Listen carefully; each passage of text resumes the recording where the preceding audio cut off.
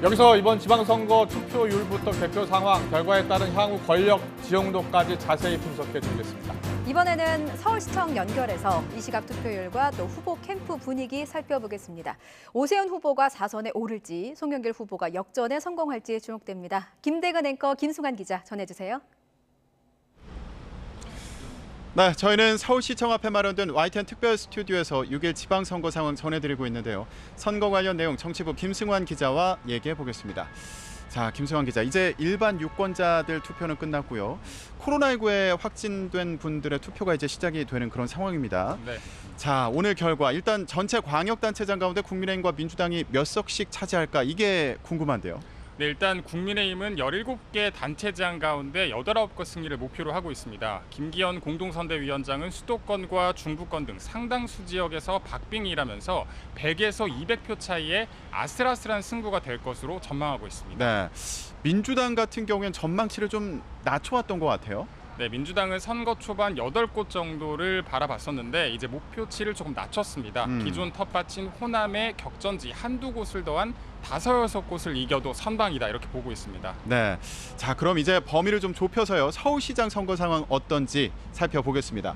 국민의힘의 오세훈 후보는 4선에 도전을 하고요. 또 민주당의 송영길 후보는 인천에서 5선을 했고 민주당 전 대표 출신입니다. 그러다 보니까 4선 도전 대 전 대표의 대결이다 이렇게 얘기를 할 수도 있겠는데 오세훈 후보는 윤석열 정부의 국정 운영에 힘을 싣게 해달라 이러면서 지지를 호소하고 있고요. 그리고 송영길 후보 같은 경우는 사실 출마를 결정하는 과정에서 좀 논란이 있었습니다. 네. 인천을 떠나서 서울시장에 출마하는 점 그리고 대선 패배 책임 있는 지도부가 다시 선거에 도전하는 점 이런 부분을 두고 논란이 있었는데 서울을 포기할 수 없었다 이러면서 출마의 배경을 설명하기도 했습니다. 자, 이렇게 치열한 경쟁을 벌인 후보들 이제 조금 있으면 캠프로 이동하겠죠. 네, 어젯밤까지 숨가쁜 일정을 소화했었기 때문에 후보들 오늘 별다른 일정 없이 휴식을 취했습니다. 송영길 후보와 오세훈 후보 모두 잠시 뒤 7시 반쯤에 출구조사 결과 발표를 시청하기 위해서 캠프에 나올 예정인데 이 캠프들이 모두 다 이 시청 근처에 위치해 있습니다. 네, 아까 주변을 둘러보니까 캠프가 정말 다 주변에 있더라고요. 예, 조금 있으면 이제 후보들 캠프로 이동해서 선거 상황 지켜보겠고요. 이번 서울 선거에서 주목되는 부분이 또 있습니다. 서울시장은 물론이고요. 구청장 그리고 서울시 의회 구성이 어떻게 될지 이것도 참 궁금한데 오세훈 후보가요. 시의회 3분의 2만 이기게 해달라.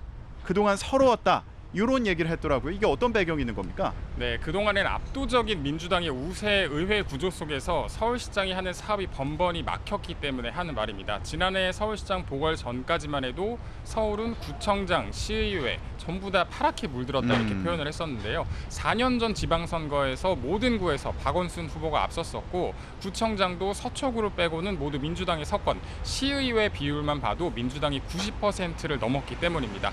다만 이번에는 좀 분위기가 달라서 김민석 민주당 공동선대본부장은 3분의 1 이상에서 절반까지 보고 있다라면서 상황을 봐야겠지만 절반까지도 쉽지 않다 이렇게 좀 비관적으로 보고 있습니다. 네, 이번 서울시 관련 선거 구청장 그리고 서울시 의회 구성 어떻게 될지 궁금하고요. 그리고 저 뒤로 보이는 서울시청에 입성할 후보 누가 될지도 궁금한데요. 그 결과 저희 YTN과 함께 지켜보시기 바랍니다. 지금까지 서울광장 스튜디오에서 전해드렸고요. 메인 스튜디오 나와주시죠.